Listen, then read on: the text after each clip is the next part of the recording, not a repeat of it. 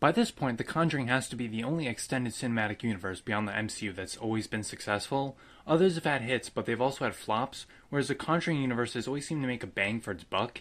Even that La Llorona movie that is just barely connected made a decent profit. I think all these movies have made, a decent return on investment. And with any successful universe, there's gotta be a mascot. With the MCU, it used to be Tony Stark, have no idea who fills that void currently, and with The Conjuring, it's Annabelle. Originally just a small but effectively creepy part of the first Conjuring film, people latched onto it for the stupidest reasons, and at least for a brief time, was the first image that popped into your head when you think of this franchise. And with it comes an entire trilogy, but we're not here to talk about all of them, we're here to talk about the latest one, Annabelle Comes Home. Released in 2019, it made a pretty hefty amount of money and was directed by Gary Doberman, who was responsible for the previous year's installment The Nun, a film with maybe the most obnoxious marketing campaign ever. The Nun, the darkest chapter in the Conjuring universe, the darkest chapter in the Conjuring universe. However, since this film was released in 2019, I do have some positive feelings attached, especially since the summer was so fun for me. Hey, remember when Blockswatch came out and never continued? Good times. It also made sense that it made money because theaters were on an absolute run in 2019. It seemed every movie was making close to $1 billion, even that movie where Dwayne Johnson played himself. I realize how little that narrows it down, but I put a picture to be helpful. What was also helpful, at least to this franchise, was the original director, James Wan, who was directly responsible for basically every horror cliche since Saw. Seriously, he's kind of the entire reason these movies got so big. Sure, they might have done well, but his fairly solid foundation, built on the extremely likable couple, the Warrens, did such a good job it made you forget their real-life counterparts were pieces of shit that exploited people. Ah, the power of making things up. Not gonna complain though, as they single-handedly saved parts of this movie, and it seemed the people involved knew. Their brief involvement was plastered all over the marketing and posters. They wanted you to think this was their equivalent of Captain America Civil War, aka sort of Conjuring 2.5, where it's not named Conjuring, but like Civil War, features the main cast extensively. Said main cast is returning to the newest Conjuring, and reviews are in. Wow, thank you for the in-depth review, Juan. I can always count on you, can't I? And what you can also count on are the comments for this movie being more interesting than the actual film itself. But hey, maybe there is something redeeming about this movie. It opens with Ed and Lorraine Warren, giving viewers false hope that this movie will be good. Or rather, it opens the exact same way as The Conjuring, but this time they're bringing back the doll. I like your doll. Well, get in line, because apparently fucking everyone else does too. That's why this bitch got a trilogy before the actual Conjuring movies. Anyway, she can be visited by ghosts, in case you don't know. It's kind of her shtick. Kind of like how this movie's whole shtick is being incredibly hard to see, but you know what, that's fine. Whenever this franchise likes to show any effects during the day, it kinda looks like a steaming pile of shit. Anyways, Ed goes out to fix her car and Lorraine sees some more ghosts. They surround him and try to make do like Pet Sematary, but no worries, they're not gonna kill these guys off in some stupid-ass Annabelle movie. Also because it takes place before the actual plots of either Conjuring movie, so yeah, no one should have thought they were gonna die. Anyways, they bring her back to be blessed, as we see their daughter, Judy, who's played by McKenna Grace, who seems to be in literally everything now. Thankfully, she's pretty good and makes Judy a decent character that happens to be harassed by spirits. Wow, so scary. I will want to enjoy these moments though, because at least developments in the plot are happening and different locations are being used. That's gonna be a rarity soon. Oh, in case that spirit isn't bad enough, there's a bully. Never mind. That has to be the shortest time someone's been a bully in a movie, a whopping 20 seconds. That's actually kind of sad. The person helping her is her babysitter Mary, and that man has an oddly shaped head. Anyways, we met her earlier. She was talking to her friend Daniela, maybe the most frustrating character in this movie. It's like every decision she makes is perfectly calculated to make the audience despise her very existence. What else did you touch? Everything. As they're checking out, we meet Bob, who's played by Michael Cimino, who was recently in another Gary Doberman movie, Until Dawn. I mean, who wouldn't want to be in this guy's movies? He's got such heavy hitters. Hello. The darkest chapter in the Conjuring universe. The darkest chapter.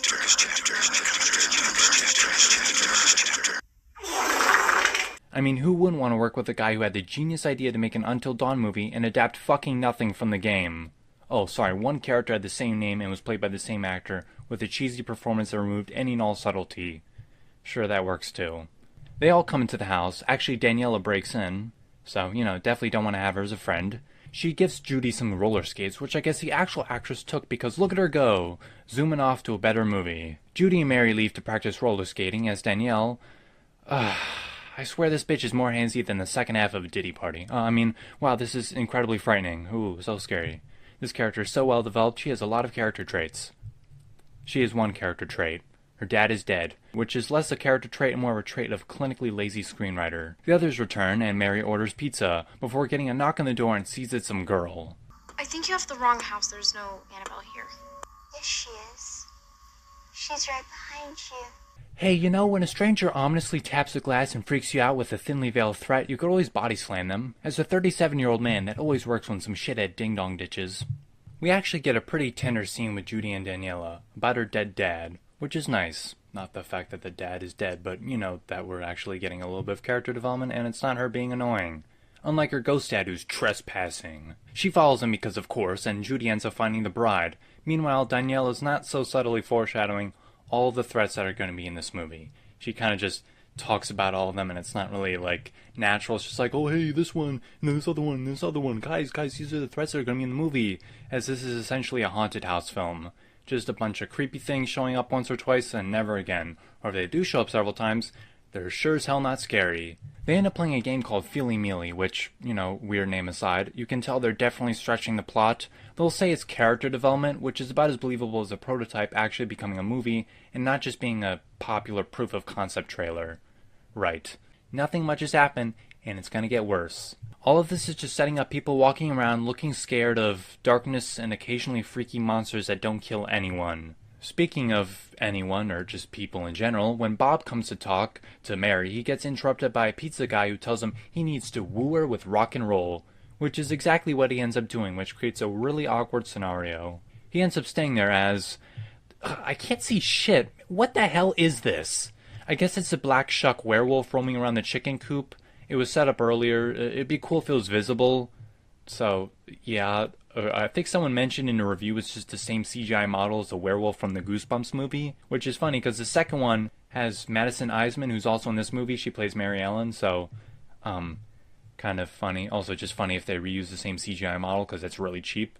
Whatever, back with Daniela, she goes back into the scary room and sees a TV that displays the future. Unironically, a pretty cool scene. Not being totally serious here, it's a cool idea and it's done pretty well. It's pretty freaky as well. You know what else is pretty freaky? The Ferryman. However, these scenes really only serve as a build-up to a jump scare, same with the Paranormal Activity movies. At least the first three. The later ones seem to have more going on.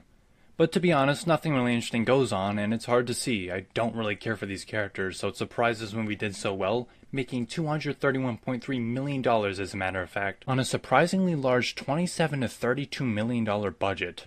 Definitely does not look like it, but I guess it makes sense why people might enjoy this. It's safe, predictable, but still has creepy stuff and cool monsters, and it came out right at the start of summer so kids and teens alike could flock to the theaters and watch the equivalent of a haunted house ride that's nearly 2 hours long. I don't know, I guess that's why, and you know, if you had fun seeing this movie, that's cool. I won't take that away from you. This movie ain't good, but if it's someone's comfort film, more power to them. Anyways, Judy's been sleeping through this like a trooper, unaware of the fact that Annabelle is in bed with her. Oh my gosh, this is so scary. Dude, that was so terrifying. Oh my god, the doll is so scary. This was such a good scene. I mean, it didn't advance the plot or make the characters any more memorable or interesting, but oh my god, when the doll moved, I shit myself. Maybe I need to check myself into a nursing home. Anyhow, this is when the demon comes out from the first Annabelle movie, which I guess shows restraint from the filmmakers. We're around 66 minutes into the film, and it's just now coming out. Or maybe it's a sign of how useless Annabelle is to the plot of her own damn movie. Judy and... Okay, am I going crazy, or is this movie just, like, not lit? Like, I can't see shit! God, I'll try to lighten it up in post or whatever, but, okay, her and Bob go out to get Mary's inhaler. I didn't mention it because it's so infrequent in its importance I didn't care. And they end up fending off against noises. Oh, and I guess a CGI black shuck werewolf, because that occasionally appears. Some other stuff happens. Daniela gets possessed by the bride. Ooh, scary, but footage from another exorcism case saves the day. Wow, they were really desperate to get Ed and Lorraine in this movie, weren't they? They come back home and have a birthday party where the others join in, as well as some other kids, giving a rather happy ending to this movie, like the other Conjuring movies. And that was Annabelle Comes Home. You know, it could use some work like making good characters and a coherent, interesting plot, but other than that, it fucking sucks. Look, I'm sure it was fun to film this movie and be a part of it, but man, was it not fun to watch it. Or at least, that's what I thought. I did enjoy it a tiny bit more than I remembered, and it was a little freakier than I remembered. It's weird that I do have slightly more positive thoughts about this film, but that might also just be because of my perception of the time it came in. 2019, especially in retrospect and in regards to every other year after, felt very different. There's a clear cultural shift that was incredibly fast. If anything, the shift was accelerated by 2020, so 2019 almost feels like it was setting something up that didn't really come to fruition. It's also because I was still young back then and everything felt more colorful, I suppose, but this movie sort of brings me back to those days, weirdly enough. So in a way, this stinky piece of shit makes me happy. I really could have phrased that better. Point is, this movie isn't good, but it's a little better than I remembered. But that might also just be because of the time it came out. I hope you enjoyed. If you like sillier, more lighthearted reviews like this, I have a few. If you like more serious reviews that go more in depth, but still with humor, I have plenty of those. And I hope to see you in the next video. Bye-bye.